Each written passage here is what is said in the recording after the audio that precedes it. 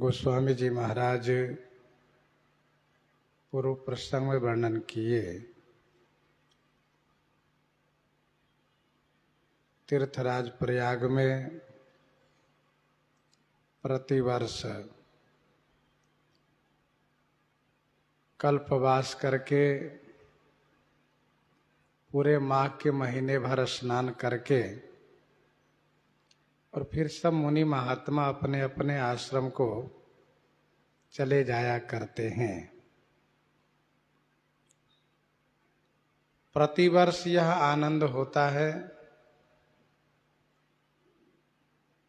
अर्थात किसी वर्ष का अंतर नहीं पड़ता है।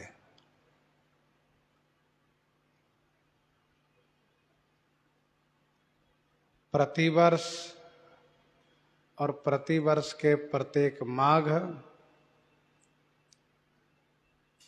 प्रत्येक मकर संक्रांति पर समाज यहाँ पर एकत्र हुआ करते हैं।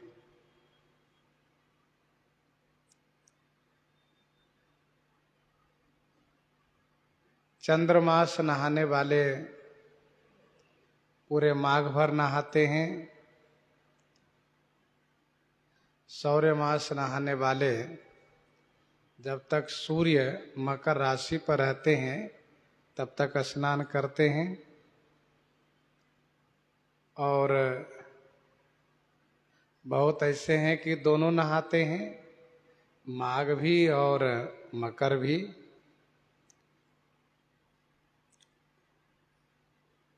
एक बार भरी मकर नहाए, सब मुनीस आश्रमन ही सिधाए। एक बार भरी मकर नहाए, सब मुनीस आश्रमन ही सिधाए। एक बार की बात है, मकर भर सब स्नान किए। मकर भर का मतलब है जब तक भगवान सूर्य मकर राशि पर थे तब तक सब मुनि आश्रमन ही सिधाए। सभी मुनि लोग अपने अपने आश्रम को प्रस्थान किए। हम लोग उस दिन भी चर्चा किए थे कि मकर संक्रांति चाहे माघ में हो अथवा पौष में, लेकिन वह माघ ही माना जाता है। प्रसिद्धि माघ की है और मकर संक्रांति की है। सभी मुनि श्रेष्ठ लोग अपने अपने आश्रम को गए। एक बार का मतलब ये हुआ कि किसी एक वर्ष में, वैसे यह आनंद प्रतिवर्ष होता है, प्रति संवत, लेकिन किसी एक वर्ष की यह बात है। एक बार शब्द विशेष घटना से संबंधित है।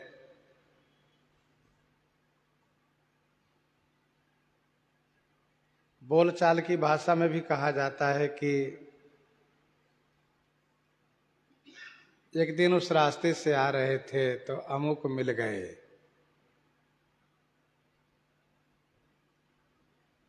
एक बार इस प्रकार की बातें हुई जो अभी तक भूली नहीं। तो एक बार ये विशेष घटना से संबंधित है। यहाँ पर विशेष घटना क्या है? का विशेष घटना यह है कि श्री याज्ञवल्क्य भरद्वाज जी का संवाद हुआ है। एक बार त्रेता जुग माही, एक बार भूपति मन माही, एक बार जननी अनवाए। इसी प्रकार से एक बार शब्द जहां भी है, एक बार हर मंदिर जपत रहे शिव नाम, तो एक बार शब्द विशेष घटना को स्मरण दिलाता है।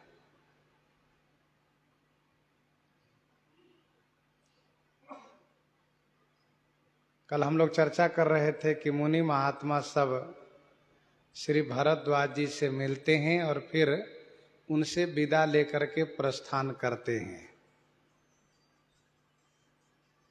क्योंकि तीर्थराज प्रयाग के महामुनि श्री भरद्वाज जी महाराज हैं। श्री भरद्वाज जी से मिलकर ही सब जाया करते हैं और श्री भरद्वाज जी सबसे विनम्रता पूर्वक आग्रह भी करते हैं कि महाराज सदा रहे हो पुर आवत जाता,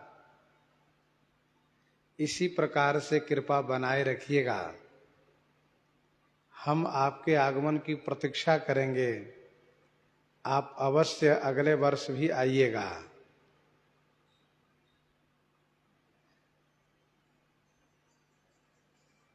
महात्मा लोग भी यह कह करके जाते हैं कि महाराज भगवान की कृपा बनी रही तो हम अवश्य आएंगे, क्योंकि जो आनंद 1 महीने भर यहाँ प्राप्त हुआ है वह आनंद हमेशा स्मरण में रहता है, वह आनंद विस्मरणीय है। तो वह आनंद विस्मरणीय नहीं है, अर्थात वह हमेशा स्मरण के योग्य है। इसी क्रम में श्री याज्ञवल्क्य जी महाराज भी जब जाने के लिए अनुमति लेने लगे तो याज्ञवल्क्य मुनि परम विवेकी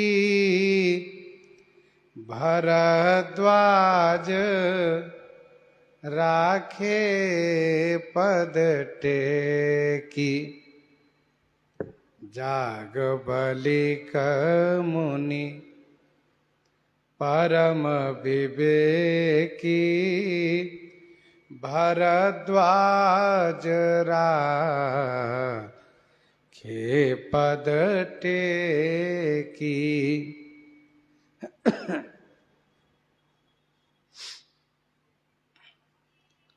श्री याज्ञवल्क्य मुनि परम विवेकी हैं, भरद्वाज मुनि पद टेकी राखे। परम विवेकी श्री याज्ञवल्क्य जी महाराज को श्री भरद्वाज जी ने उनके चरणों में अपना मस्तक रख करके उनको रोका। भरद्वाज राखे पद टेकी।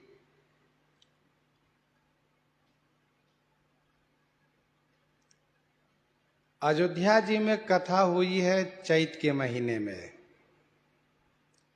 तीर्थराज प्रयाग में कथा प्रारंभ हुई है फाल्गुन के महीने में, क्योंकि एक बार भरी मकर नहाए सब मुनीस आश्रमन ही सिधाए, माघ के महीने समाप्त हो गए, फाल्गुन में सब विदा हो रहे थे, तो यह संवाद फाल्गुन में शुरू हुआ है। श्री याज्ञवल्क्य जी महाराज ब्रह्मा जी के अवतार हैं। हम लोग कुछ दिन पहले चर्चा किए थे कि किस प्रकार से श्री ब्रह्मा जी को श्री याज्ञवल्क्य के रूप में अवतार लेना पड़ा। भगवान सूर्य से इन्होंने विद्या प्राप्त किया है। श्री कागभूषुंडी जी से इन्होंने श्री राम कथा प्राप्त किया है। तेहिसन जाग बलिक पुनि पावा।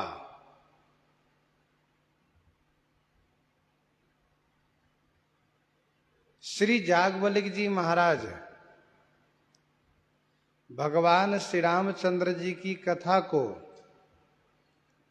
उनके अवतार के पहले से जानते हैं। इस बात को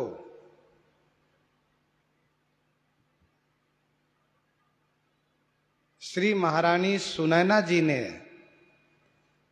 श्री कौशल्या जी से सुनाते हुए कहा कि राम जाई बन करिसुर काजू, अचल अवधपुर करिहई राजू।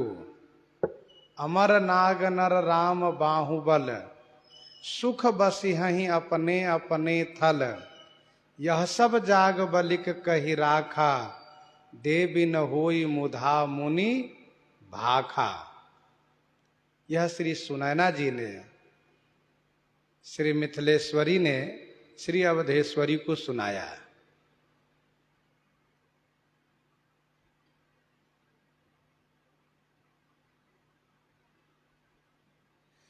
श्री जागवल्लभ जी महाराज परम विवेकी हैं।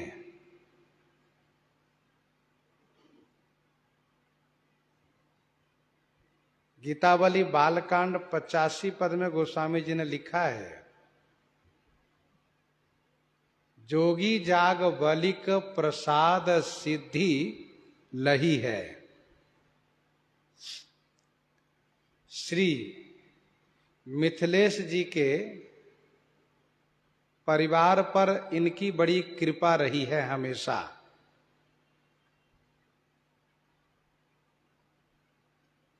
श्री याज्ञवल्क्य जी के बारे में श्रीमद् भागवत जी में वर्णन है।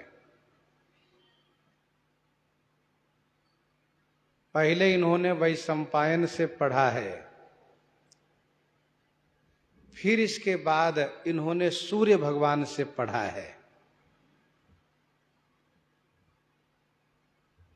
महाभारत में भागवत जी में इनकी कथा वर्णित है।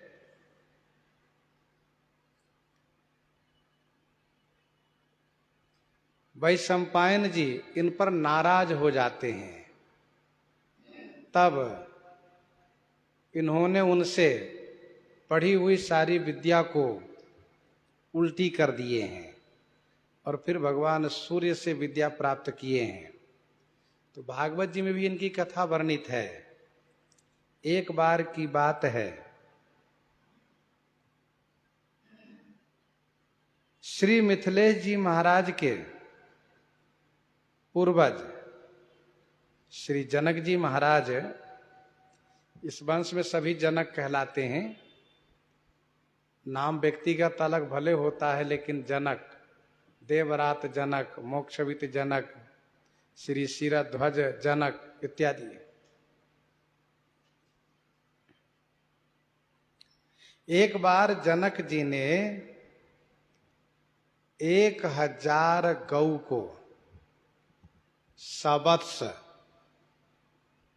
अलंकृत करके 1000 गौ को सवत्स अलंकृत करके यह घोषणा किया कि जो भी ब्रह्मनिष्ठ मुनि हैं वे हमारे प्रश्नों का उत्तर दें और इन सभी गौ को ले जाएं। उस समय के जितने ब्रह्मनिष्ठ मुनि लोग थे सब एकत्र थे, सबका बड़ा समाज था। अब उसी में कुछ लोग यह सोचने लगे कि न जाने राजा जनक कौन सा प्रश्न करेंगे। इसी बीच श्री जागवल्क्य जी महाराज ने अपने शिष्यों से कहा कि शिष्य, तुम सभी गौओं को ले चलो अपने आश्रम पर, मैं राजा जनक के प्रश्न का उत्तर दूंगा।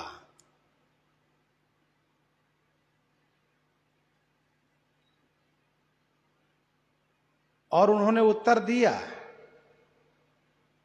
और श्री जनक जी ने उनको गुरु रूप में माना, श्री जागवल्लभ जी को।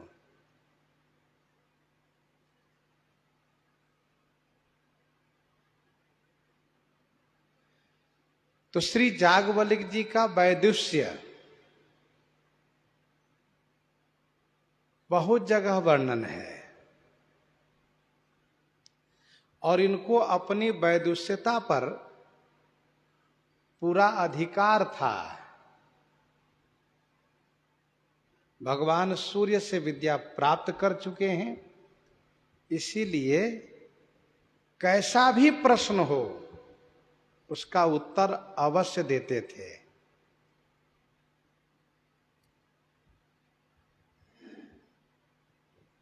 तो जागवल्लभ मुनि परम विवेकी, भरद्वाज राखे पद टेकी। पद टेकी माने पांव पर, चरण पर अपना माथा रख करके उनके चरण पकड़ करके रोके। सादर चरण सरोज पखारे, अति पुनीत आसन बैठारे। सादर चरण सरोज पखारे, अति पुनीत आसन बैठारे। सादर माने बड़े आदर के साथ, चरण सरोज पखारे। चरण सरोज माने चरण कमल को प्रक्षालन किए, और अति पुनीत आसन बैठारे। अति पुनीत माने अति पावन आसन पर विराजित कराए। सादर चरण सरोज पखारे, अति पुनीत आसन बैठारे।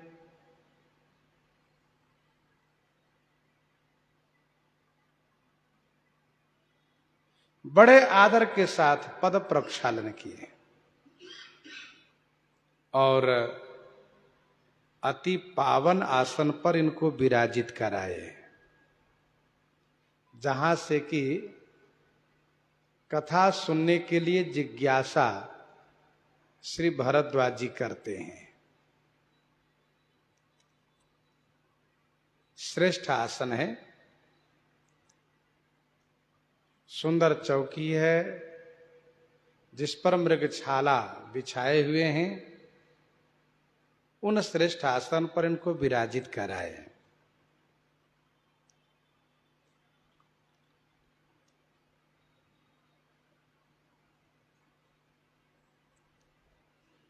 वक्ता की प्रसन्नता होनी चाहिए, तब जिज्ञासुओं के प्रश्न के उत्तर मिलते हैं।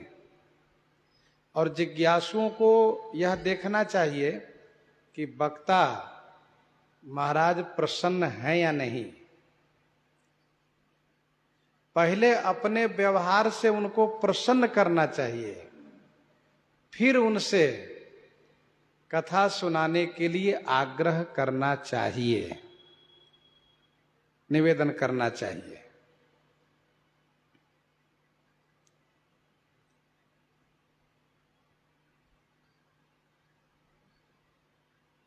जैसे एक बार प्रभु सुख आसीना, लक्ष्मण बचन कहे छल हीना।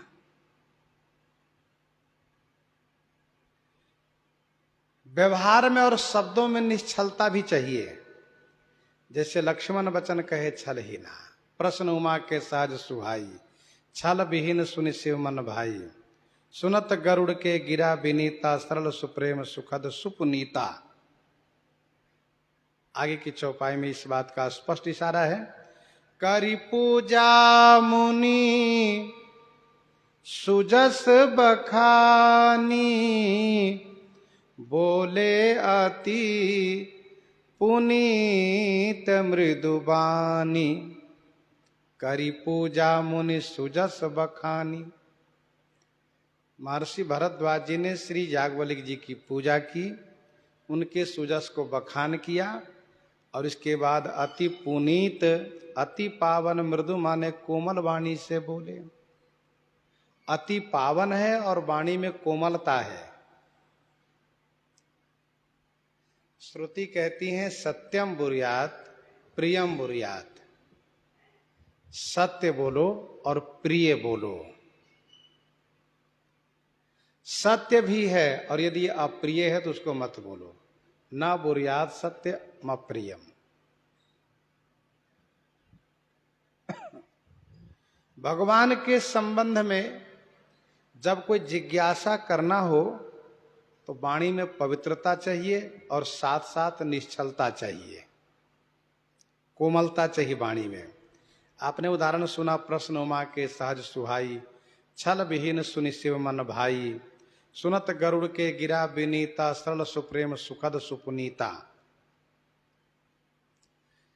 भगवान की कथा सुनने के लिए जब जिज्ञासा करनी हो तो वाणी में पवित्रता हो, वाणी में कोमलता हो तो सुनाने वाले को बड़ा उत्साह होता है, उमंग होता है कि देखो यह सुनना चाहता है।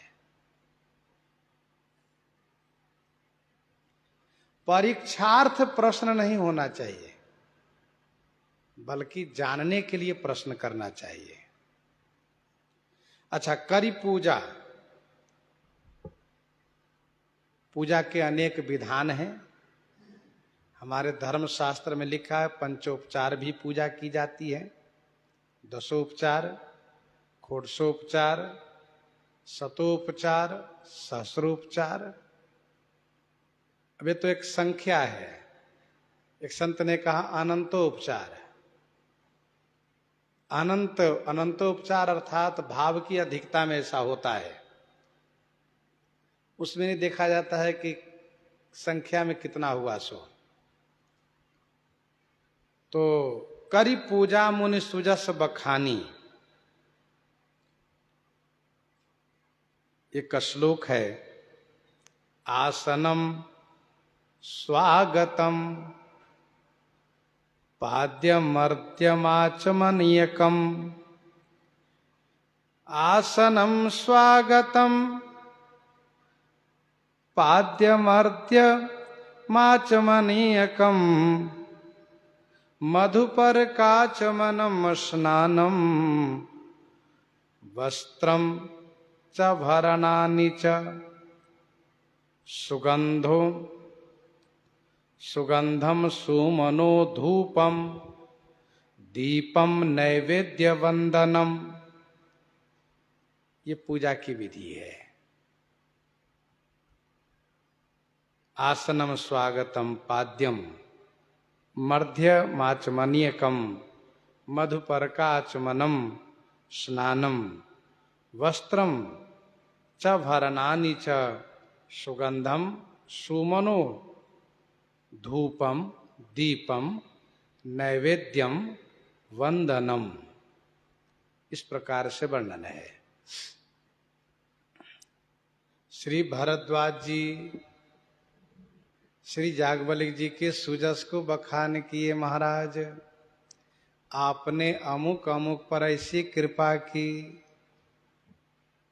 कि उनके जीवन ज्ञान भक्ति से संपन्न कर दिए। आपने उन पापी पर ऐसी कृपा की कि वे भगवत सन्मुख हो गए। उनके अज्ञान को हर करके उनमें ज्ञान भक्ति परिपूरित कर दिए। खूब प्रशंसा किए। देखिए, जिसको जो चाहिए होता है वह उसी संदर्भ में उनकी बड़ाई करता है जिनसे लेने की अपेक्षा होती है। शास्त्र कहता भी है कि लेने के पहले उनकी बड़ाई करो, उनकी प्रशंसा करो, जिससे कि उनका मन परम प्रसन्न हो जाए, आह्लादित हो जाए, फिर वे उदारता और प्रसन्नता के साथ देवें।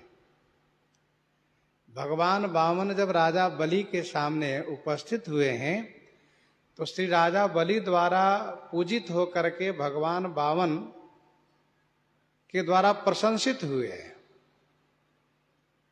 राजा बलि द्वारा पूजित हुए और फिर श्री बावन भगवान द्वारा प्रशंसित हुए। राजा बलि बड़े प्रभावित हो गए, बावन भगवान ने बड़ी प्रशंसा की है। तो करी पूजा मुनि सुजस बखानी, अमुक अमुक पर कृपा करने की बात जब श्री भरद्वाज जी कर रहे हैं तो याज्ञवल्क्य जी महाराज को समझते देरी नहीं लगी कि महात्मा मुझे रोकना चाहते हैं और कुछ जानना चाहते हैं। अच्छा, तीर्थराज प्रयाग में तो पूरे संसार के मुनि महात्मा आते हैं, पूरे संसार के, पूरे ब्रह्मांड के कह लीजिए, सभी तीर्थ से कह लीजिए, सभी तीर्थों के मुनि महात्मा आते हैं। लेकिन श्री याज्ञवल्क्य जी को ही श्री भरद्वाज जी ने क्यों रोका, यह एक प्रश्न है मन में।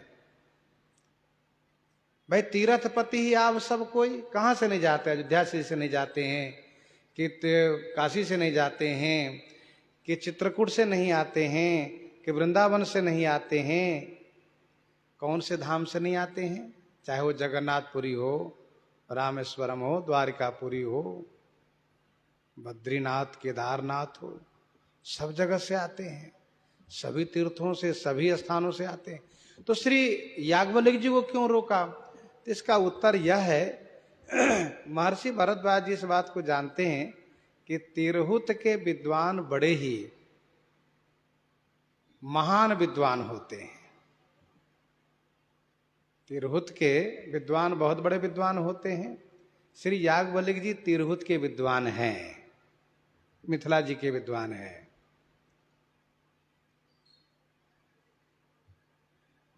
आद्य जगतगुरु भगवान शंकराचार्य जी उन तमाम तीर्थों से भ्रमण करते हुए मिथिला जी में जब जाते हैं और मंडन मिश्र जी की प्रशंसा सुनते हैं तो उनसे मिलने के लिए जिज्ञासा मन में होती है, इच्छा होती है कि उनसे हम मिलें। तो लोगों से पूछते हैं कि मंडन मिश्र के घर कहाँ पर है, तो लोग यही कहते हैं कि जिनके द्वार पर आप जाएंगे तोता मैना में संस्कृत में संवाद हो रहा होगा, वही मंडन मिश्र का घर है। अर्थात वहां पर तोता मैना भी व्यर्थ की बातें नहीं करते हैं, संस्कृत से संवाद करते हैं, और वो भी वेदांत की बात करते हैं, सामान्य बात नहीं करते हैं। तो स्वाभाविक है कि भगवान श्री शंकराचार्य जी के मन में कौतूहल हुआ कि भाई बहुत बड़े विद्वान हैं, उनके पास जाना चाहिए, और पहुंचे हैं। और फिर शास्त्रार्थ हुआ है, कथा बहुत प्रसिद्ध है। वैसे ही श्री याज्ञवल्क्य जी महाराज की बड़ी प्रसिद्धि है। याज्ञवल्क्य जी महाराज बहुत बड़े विद्वान हैं। तो महर्षि श्री भरद्वाज जी इस बात को जानते हैं कि तिरहुत के सबसे बड़े विद्वान याज्ञवल्क्य जी हैं। महर्षि भरद्वाज जी ये भी जानते हैं कि ये ब्रह्मा जी के अवतार हैं। इन्होंने अपनी विद्वता का डंका बहुत जगह बजाया है। कुछ लोगों ने बुरा भी माना, तभी उनको परास्त किया शास्त्रार्थ करके, इसलिए इन्हीं को रोका। बड़ी विनम्रता के साथ श्री भरद्वाज जी ने कहा, नाथ एक संसव बड़ मोरे, करगत वेद तत्व सब तोरे। नाथ एक संसव बड़ मोरे, करगत वेद तत्व सब तोरे। नाथ एक संसव बड़ मोरे, हे नाथ मोरे एक बड़ संशय, हे नाथ मुझे एक बहुत बड़ा संशय है। अच्छा, आपको कहां महाराज? करगत वेद तत्व सब तोरे, सब वेद तत्व तोरे करगत, सभी वेद तत्व आपके करगत माने हाथ में प्राप्त है। वेद का तत्व आपके हाथ में प्राप्त है, अर्थात वेद का सार आपके हाथ में प्राप्त है। वेद के सार क्या है? श्री रामचरित। वर्णौ रघुवर विशद जस श्रुति सिद्धांत निचोरी। श्रुति सिद्धांत निचोरी। वर्णौ रघुवर विशद जस श्रुति सिद्धांत निचोरी। तो वेद के सिद्धांत सार भाग है श्री राम कथा। भगवान श्री राम जी स्वयं वेद के सार है, तत्व है, सिद्धांत है। धरे नाम गुरु हृदय विचारी वेद तत्व निरपतव सुत चारी। धरे नाम गुरु हृदय विचारी वेद तत्व निरपतव सुत चारी।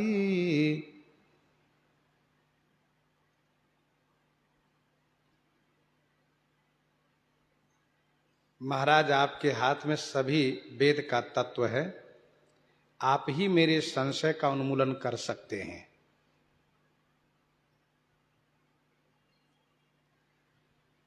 मेरे मन में बहुत बड़ा संशय है। यदि सामान्य संशय होता तो उसका मैं निवारण कर लिया होता, लेकिन संशय बहुत बड़ा है। अच्छा, मैंने इस संदर्भ में भी विचार करके देखा कि यहाँ प्रतिवर्ष सत्संग होता है। यदि मेरे मन का संशय उन सत्संग से जाने वाला होता तो मैं सत्संग में अपने संशय को रख करके उसका समाधान कर लिया होता। लेकिन मुझे ऐसा लगा कि मुझे जो इतना बड़ा संशय है या 1 महीने के सत्संग से नहीं जाने वाला है और इन महात्माओं द्वारा नहीं जाने वाला है, आपके द्वारा ही मेरे संशय का उन्मूलन होगा, नाश होगा। जिस जिज्ञासु को जिन आचार्य गुरु जी के प्रति श्रद्धा होती है, उन्हीं के द्वारा उनका कल्याण होता है, उन्हीं के द्वारा उनका कल्याण भी होता है।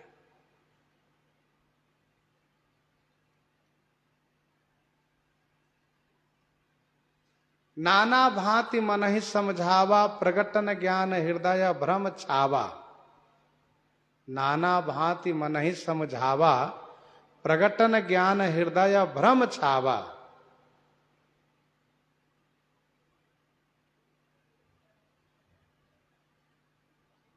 श्री गरुड़ जी को इतना बड़ा संशय था कि उसका निवारण उन्होंने स्वयं नहीं किया। अच्छा, एक बात और समझना चाहिए, जो ज्यादा पढ़े लिखे होते हैं, जो ज्यादा बड़े विद्वान होते हैं, उनके मन में जब संशय होता है तो जल्दी दूर नहीं होता है। जैसे छोटा मोटा पशु यदि कीचड़ में फंसे तो उछल कूद के निकल लेता है, लेकिन हाथी यदि कीचड़ में फंस जाए तो नहीं निकल सकता और उसी में फंसता जाएगा वो। तो वैसे ही विद्वान में विद्वता होती है। उनके मन में यदि तर्क हुआ, संशय हुआ, तो फिर वो संशय बढ़ता ही चला जाता है अपने आप। जब वो सोचते हैं कि हमारी विद्या से इसका निवारण नहीं हो रहा है, तो ये क्या जानते हैं, ये भी नहीं जानते, क्या समाधान करेंगे। आप भी नहीं हमारे इस प्रश्न का समाधान कर पाएंगे। उनको बहुत बड़े विद्वान दिखाई दे, जिन पर विश्वास, वही उनको समाधान कर सकते हैं।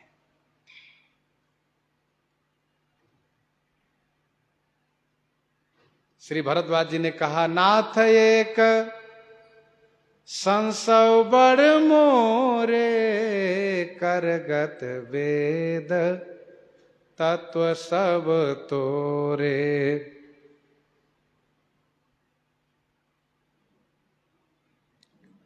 करगत वेद तत्व सब तोरे, तोरे एक वचन है। तो गुरुजनों के लिए एक वचन का प्रयोग नहीं करना चाहिए, ऐसा लोग कहते हैं। इसका उत्तर यह है कि स्तुति में एक वचन का प्रयोग किया जाता है। दूसरी बात यह है कि कविता बनाने में, काव्य बनाने में अलंकार, अनुप्रास को भी देखना पड़ता है।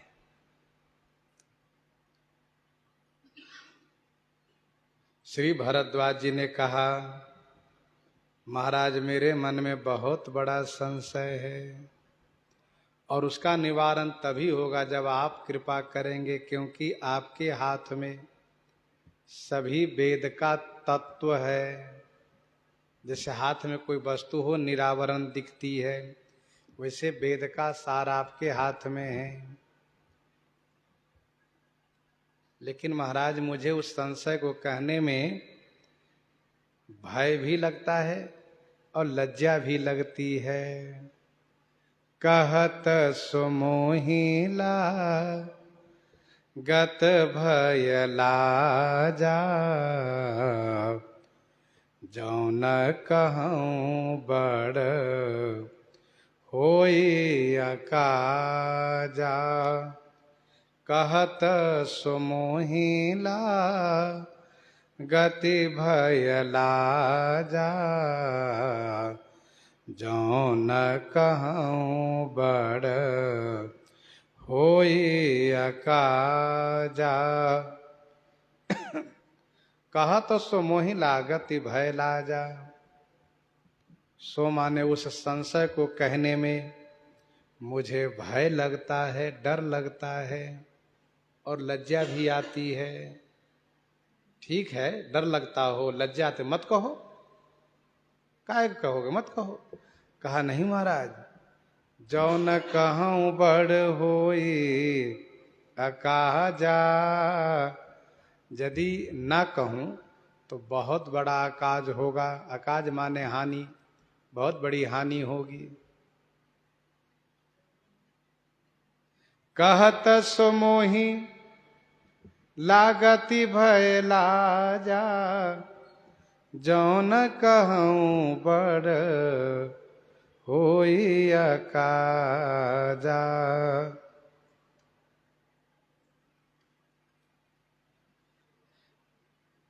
भय किस बात की है? का भय इस बात को लेकर है कि कहीं आप ऐसा न मान लें कि भरद्वाज मुनि मेरी परीक्षा ले रहा है।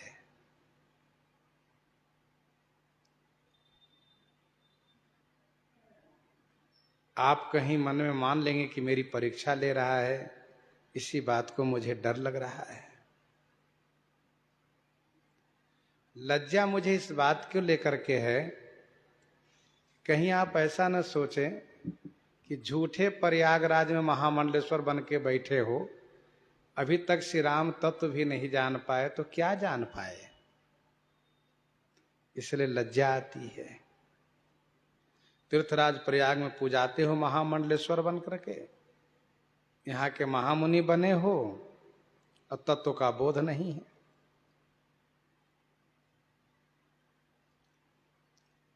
भय इसलिए भी लगता है मुझे कि मैं जो पूछने वाला हूं उससे मुनि लोग नाराज हो जाते हैं, जैसे कि भगवान शिव ही नाराज हो गए।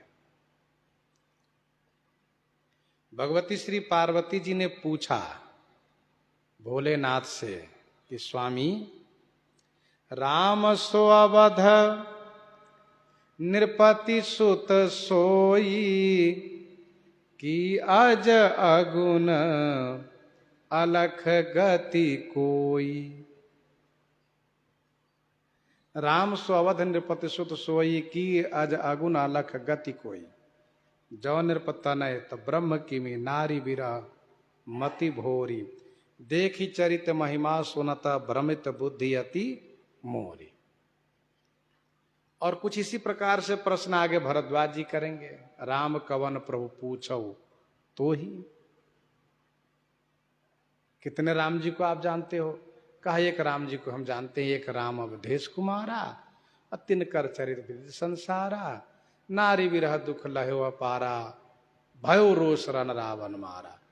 ये वही राम जी हैं कि कोई और राम जी है जिनका नाम श्री शंकर जी जपते हैं?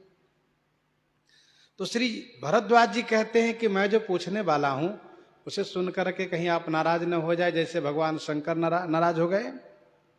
भगवान शिव नाराज हो गए भगवती श्री पार्वती जी पर।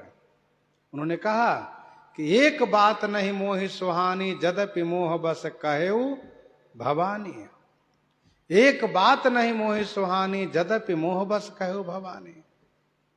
तुम जो कहा राम को आना, जही श्रुति गाव धरई मुनि ज्ञाना। कहे सुनई साधम नरा, ग्रसे जे मोह पिशाच।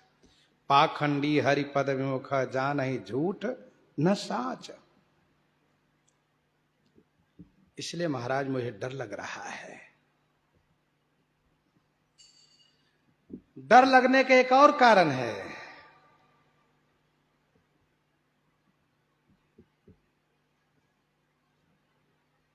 सुना है हमने कि आपसे जो कोई जिज्ञासा करता हो, प्रश्न करता हो, और यदि आप उसके प्रश्न से सहमत होकर के उत्तर दिए और उस उत्तर से वह संतुष्ट हो गया तब तो ठीक है, और यदि वह संतुष्ट नहीं हुआ और यदि वह तर्क कर बैठा और आप नाराज हो गए तो उसकी मृत्यु हो जाती है। मतलब आप जिसको समझा दिए और वह यदि नहीं समझा, तर्क किया, तो वह मर जाता है, उसके सिर फट जाते हैं। कथा इस प्रकार की है कि श्री याज्ञवल्क्य जी महाराज जब भगवान सूर्य से विद्या प्राप्त कर लिए, भगवान सूर्य से विद्या प्राप्त कर लिए, तो स्वाभाविक है इनसे लोग प्रश्न करना शुरू किए। तमाम तरह के प्रश्न करते हैं, श्री याज्ञवल्क्य जी सबको उत्तर देते हैं। कोई कोई कुतर्क करने लगते हैं, कुतर्क करने लगते हैं। जब कोई कोई कुतर्क करने लगते हैं तो श्री याज्ञवल्क्य जी को बुरा लगने लगता है। तो श्री याज्ञवल्क्य जी ने भगवान सूर्य को जाकर के शिकायत किया, गुरुजी मैं यथार्थ उत्तर देता हूं, फिर भी लोग मुझसे कुतर्क करते हैं, मुझे बुरा लगता है। तो भगवान सूर्य ने कहा, याज्ञवल्क्य जिसको तुम यथार्थ उत्तर दोगे और वह यदि कुतर्क करेगा तो उसका मस्तक वहीं फट जाएगा, मर जाएगा वो। श्री याज्ञवल्क्य जी को यह सूर्य भगवान का वरदान प्राप्त हो गया। तो चर्चा इस प्रकार की है कि श्री मिथिलेश जी की सभा में, मिथिलेश जी की सभा में श्री याज्ञवल्क्य जी के वक्तव्य पर शाकल्य ने उपहास किया। शाकल्य ऋषि ने उपहास किया तो उनके मस्तक फट गए, वो मर गए। कुछ कथा ऐसी भी है जिसका प्रमाण भले न मिला हो। पंचशिखा ऋषि, पंचशिखा ऋषि जिन्होंने कुतर्क किया तो उनके मस्तक फट गए।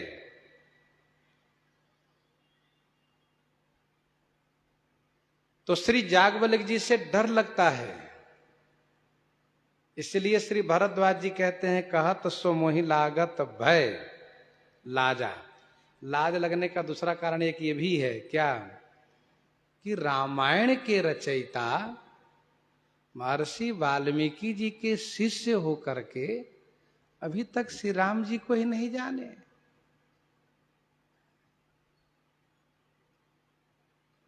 अब ये हंसी की बात होती है। अब कोई कहे बहुत बड़े प्रसिद्ध अमुक रामायणी जी के चेला हो तुम, अब बताओ राम जी को नहीं जानते हो, काहे को रामायणी जी के चेला बने हो तुम?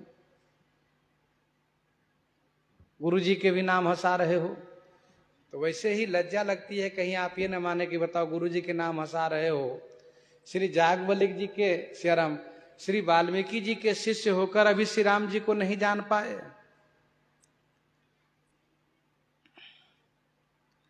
जौन कहूं बड़ होई अकाजा, यदि नहीं कहता हूं तो बहुत बड़ी हानि होगी। जौन जाय तो होई अकाजो, हानि क्या होगी? कहानी ये होगी कि संशय बना रहेगा, और संशय बना रहने से कल्याण नहीं होगा। मन में उद्वेग बना रहेगा। जैसे कि भगवती श्री पार्वती जी के मन में संशय बना रहा सती तन से, श्री गरुड़ जी के मन में संशय हो गया तो कितनी परेशानी हुई, कितना मन में उद्वेग हुआ। श्री भारद्वाज जी कहते हैं, संत कहि असि नीति प्रभु, श्रुति पुराण मुनि गाव, होई न बिमल विवेक उर,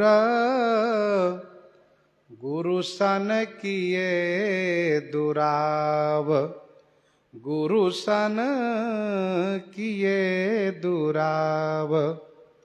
संत कहि असि नीति प्रभु, श्रुति पुराण मुनि गाव।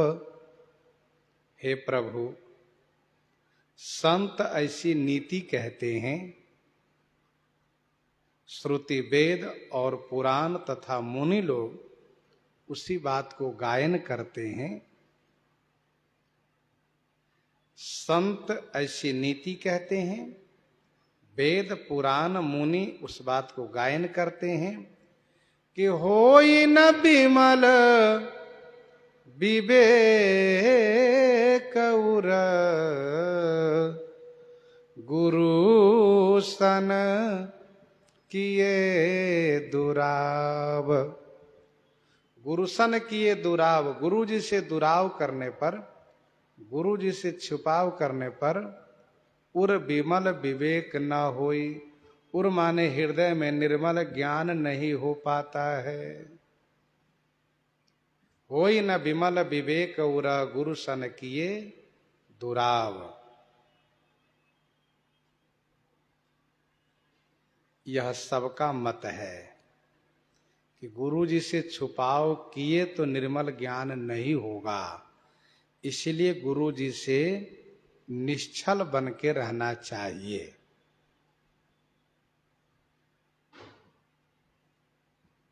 गुरु से कपट नहीं करना चाहिए, मित्र से चोरी नहीं करनी चाहिए।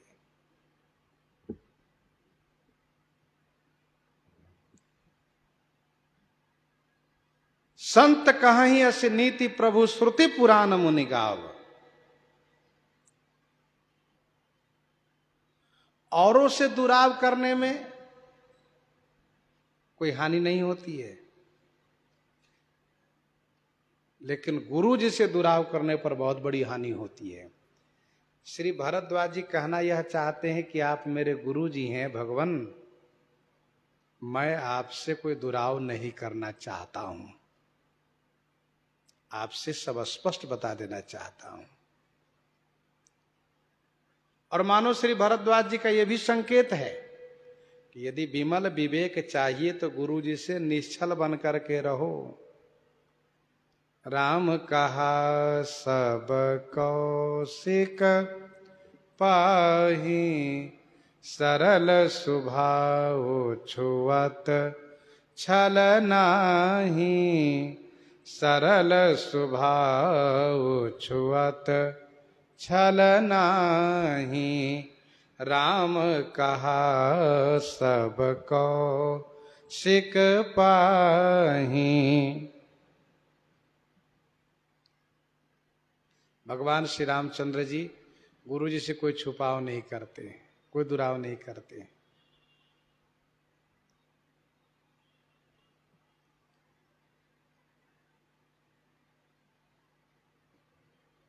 सदगुरु वैद वचन विश्वासा, सदगुरु वैद वचन विश्वासा, उनके वचन पर विश्वास करना चाहिए। विमल विवेक, विमल विवेक का मतलब ये हुआ कि भगवान की भक्ति प्राप्त कर लेना। विमल ज्ञान जल जब सो नहाई, तबरह राम भगति उर छाई। यह है विमल विवेक। विनय पत्रिका 115 पद में गोस्वामी जी ने लिखा कि तुलसीदास हरि गुरु करुणा बिनु विमल विवेक न होई। जब तक भगवान और गुरु जी कृपा नहीं करेंगे तब तक विमल विवेक नहीं प्राप्त होगा।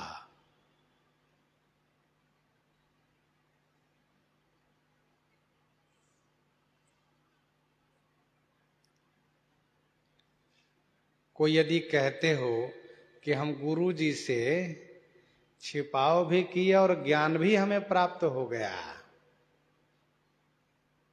कोई यदि कहते हो कि हम गुरु जी से छिपाव भी किए, दुराव भी किए और ज्ञान भी हमें प्राप्त हो गया, तो ध्यान दीजिएगा, उनका ज्ञान उनके लिए भी कल्याणकारी नहीं होगा। उनका ज्ञान उनको कल्याण नहीं करेगा। ऐसा भी होता है क्या? कहाँ? जैसे किसी के पास धन तो होता है लेकिन धन उसके लिए कल्याणकारी नहीं होता है। दूसरों को कल्याण होगा लेकिन उसको नहीं होगा। वैसे ही वह ज्ञान उसको कल्याण नहीं करेगा, औरों को भले कल्याण कर सकता है, क्योंकि गुरु जी से छुपाव किया है। तो वह कौन सा ज्ञान है जो उसको कल्याणकारी नहीं होगा? कहा वो वाक्य ज्ञान है। वाक्य ज्ञान अर्थात विद्वान हो गया। विद्वान तो वह हो गया और वह पांडित्य पूर्वक बातें तो करता है, बहुत सुंदर साहित्यिक भाषा में वक्तव्य देता है, लेकिन उससे उनको कल्याण नहीं होता है। गोस्वामी जी ने लिखा विनय पत्रिका 123 में, वाक्य ज्ञान अत्यंत निपुण भव पार न पावे कोई, निशिगृह मध्य दीप की बातन तम निवृत्त नहीं होई।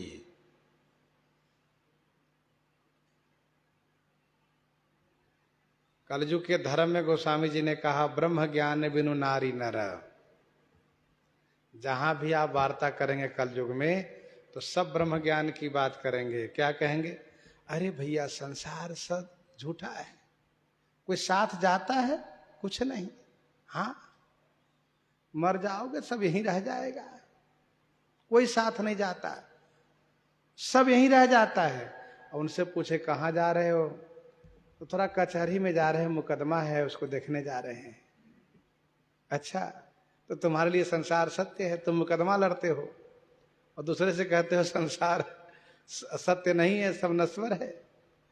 तो गोस्वामी जी ने कहा कि ये ब्रह्म ज्ञान बिनु नारी नर करहि न दूसरी बात, कौड़ी लागी लोभ बसा करहि विप्र गुरु घात। कहने का अभिप्राय यह है कि ज्ञान अंदर में होना चाहिए, केवल कंठ के ऊपर ही नहीं होना चाहिए, कंठ के ही भीतर होना चाहिए। ज्ञान अपने लिए कल्याणकारी होना चाहिए, हम स्वयं ज्ञान से लाभान्वित हो सके, ऐसा ज्ञान होना चाहिए। देखो वह चौपाई क्या कहती है? धीरज, धर्म, मित्र और नारी, आपद काल परिखी ही चारी। ये अपने कल्याण के लिए, अपने हित के लिए हो। धीरज, धर्म, मित्र और नारी।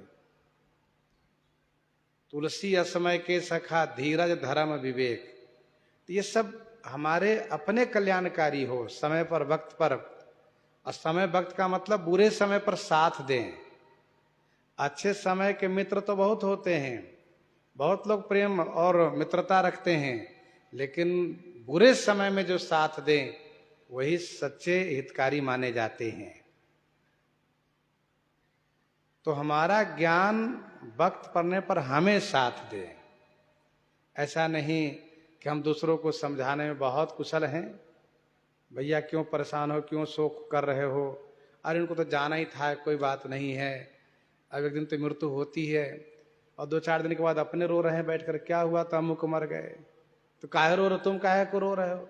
क्या करें, उनकी बहुत याद आ रही है, बहुत अच्छे थे। तो वो ज्ञान कहाँ गया जो 2 दिन पहले दूसरे को समझा रहे थे? तो वो ज्ञान होना चाहिए जो हमारे अंदर स्थिर हो, हमारे लिए कल्याणकारी ज्ञान हो। तो इसीलिए कहा विमल विवेक होई न विमल विवेक उरा गुरुसन किए दुराव। देखो आजकल की पढ़ाई की शैली बदल गई, पढ़ाई की शैली बदल गई, शिक्षा की शैली बदल गई, इसलिए संस्कार का अभाव हो गया।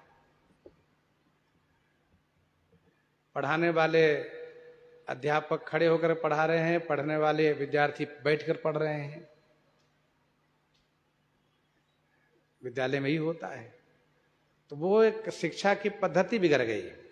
पहले यह था कि भाई विद्यार्थी नीचे बैठे हैं, अध्यापक कुर्सी में बैठ के पढ़ा रहे हैं, तो उसका प्रभाव पड़ना एक अलग था। पढ़ाने वाले खड़े हैं, पढ़ने वाले बैठे हैं, तो फिर उसका प्रभाव उल्टा ही पड़ेगा। तो दूसरी बात यह है कि संस्कार जब हम उस शिक्षा से प्राप्त करेंगे जिस शिक्षा को पाने में शिक्षक के प्रति हमारा गुरु भाव हो, पूज्य भाव हो, जहां मन में ये है कि नहीं नहीं तो पैसा लेके पढ़ा रहे हैं, मुफ्त में थोड़ा ना पढ़ा रहे हैं, तो उससे संस्कार का अभाव होता है। फिर अपनी संस्कृति के प्रति सजगता नहीं रहती है। अपनी संस्कृति के प्रति सजगता कब होगी? जब हमारे अंदर विमल ज्ञान होगा। और विमल ज्ञान कब होगा? तो गोस्वामी जी यहां पर कहते हैं, गुरु जी से छिपाव नहीं करेंगे तब। हो ही न विमल विवेक उरा, गुरुसन किए दुराव। अस विचारी प्रगटऊं निज मोहू, हरहु नाथ कर जन पर छोहू।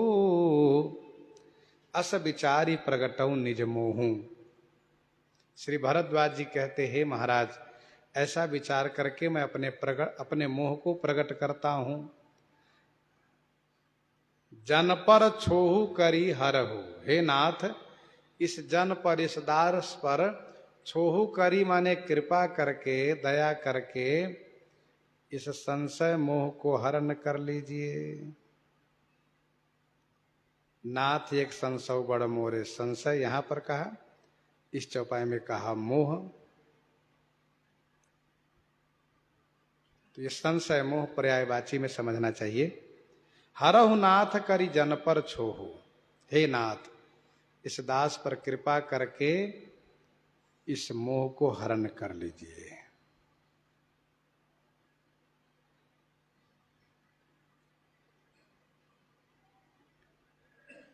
महामोह तम पुंज जासु बचन रवि कर निकर। महाराज ये मोह जो है ना, अंधकार है, अपने वचन रूपी सूर्य किरण से इसको समाप्त कीजिए भगवान।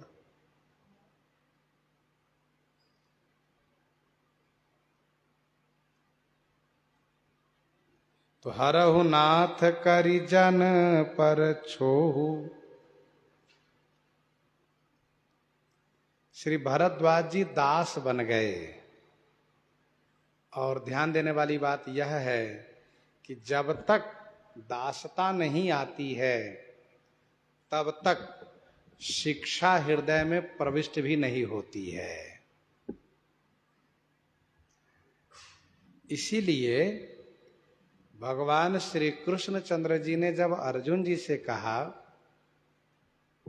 कि पार्थ, तुम किसी तत्ववेत्ता गुरु जी के पास जाओ, उनकी सेवा करो और उनसे तत्व जानने के लिए जिज्ञासा करो, वे समझाएंगे, तब तुम्हें तत्व का बोध होगा।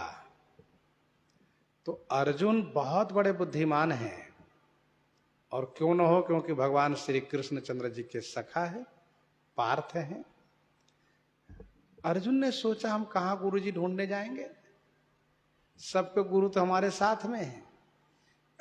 अंतर यही है कि हम इनको गुरु जी नहीं मानते हैं, इनको सखा मानते हैं, मित्र मानते हैं, बराबर के मानते हैं, और बराबर वालों में ज्ञान प्राप्त नहीं होगा।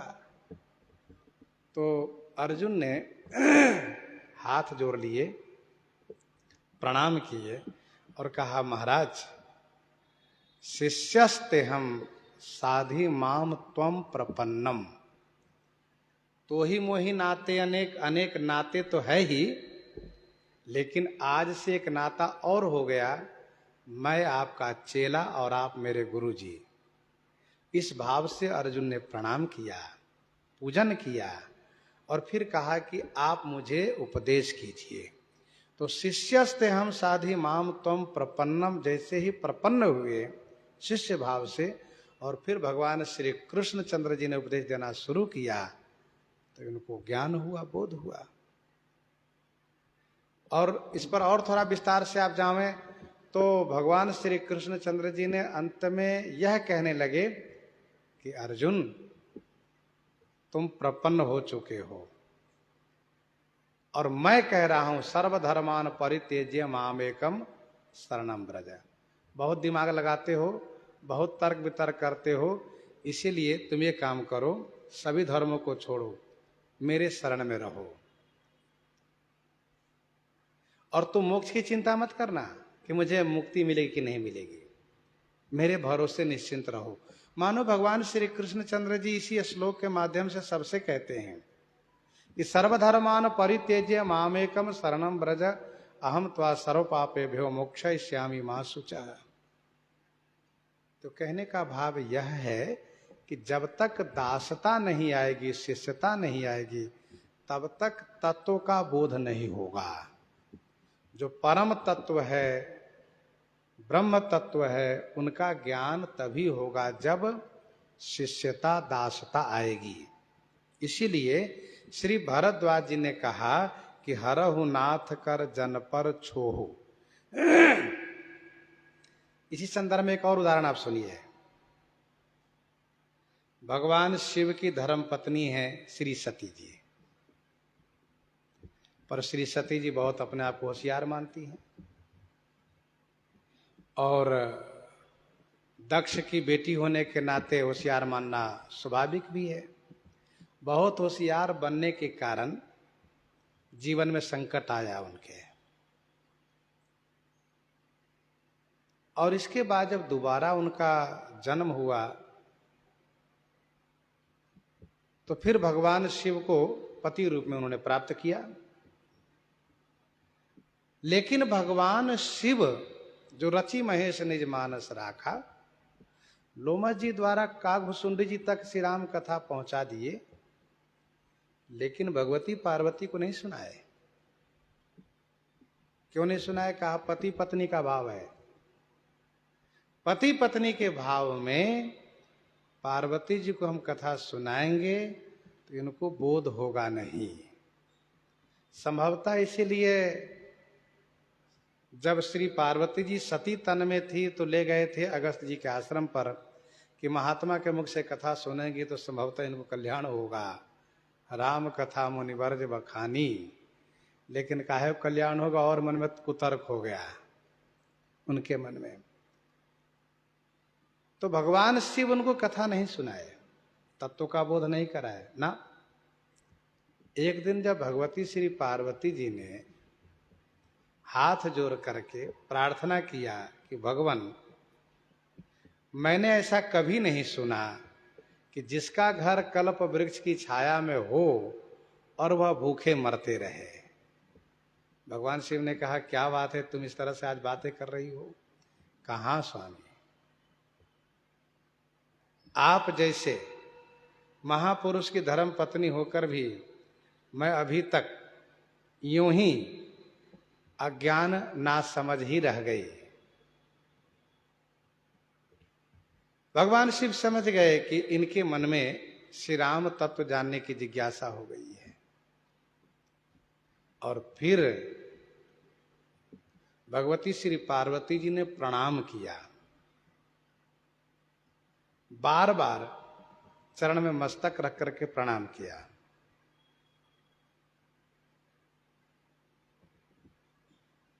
और इसके बाद कहा यद्यपि जो सीता नहीं अधिकारी, यद्यपि जो सीता नहीं अधिकारी, दासी मन क्रम बचन तुम्हारी, दासी मन क्रम बचन तुम्हारी। भगवान, मैं स्त्री होने के नाते अधिकारिणी नहीं हूं, लेकिन दासी होने के नाते मैं अधिकारिणी हूं। किसी और कारण से अधिकार न भी हो, लेकिन यदि तत्ववेता ज्ञानी महापुरुष के यदि दासी बन जाए तो उनमें अधिकार प्राप्त हो जाता है। यद्यपि जोशिता नहीं अधिकारी, इसलिए बंदो पद धरि धरन सिरा, विनय करम कर जोरी, वरण हो रघुवर विशद जैसा सोते सिद्धांत निछुई। मुझे कथा सुनाइए, मुझे श्री राम तत्व का बोध कराइए, मैं अभी तक श्री राम तत्व से अनभिज्ञ हूं। और जब पूछा है तब भगवान शिव ने उनको कथा सुनाई है। कहने का अभिप्राय यह है कि दास भाव, श्री भरद्वाज जी तीर्थराज प्रयाग के महामुनि हैं, लेकिन श्री जागवल्ली जी के चेला बन गए। भगवती श्री पार्वती जी भगवान शिव की अर्धांगिनी हैं, पूरा अधिकार है उनका, लेकिन उस अधिकार से नहीं, दासी बन करके फिर जिज्ञासा की। गरुड़ जी पक्षी राज हैं। पक्षी राज है, वो चाहते काकभूषण जी को अपने बुलवा लेते अपने निवास पर, लेकिन ऐसा नहीं, उनके आश्रम पर गए और उनके दास बन गए और उनको गुरु मान करके फिर उनसे जिज्ञासा किए, तब उनको बोध हुआ। इससे एक बात स्पष्ट हो गई, चाहे राजा हो, चाहे धर्म पत्नी हो, चाहे कोई बहुत बड़े महामुनि हो, यदि वे दास भाव नहीं अपनाएंगे तब तक उनको ब्रह्म तत्व का बोध नहीं होगा। ब्रह्म तत्व को जानने के लिए दास भाव आना ही चाहिए हृदय से। अस विचारी प्रगटऊं निज मोहू, हरहु नाथ कर जन पर छो, राम नाम कर अमित प्रभावा, संत पुराण उपनिषद गावा। श्री राम नाम का असीम प्रभाव है, संत पुराण उपनिषद गाते हैं। तो महर्षि श्री भरद्वाज जी दास बन करके अब प्रश्न कर रहे हैं, जिज्ञासा कर रहे हैं श्री राम तत्व को जानने के लिए। प्रसंग को हम आप यहीं पर हृदयांगम करते हैं। आइए श्रवण करते हैं श्री भक्तमाल जी से।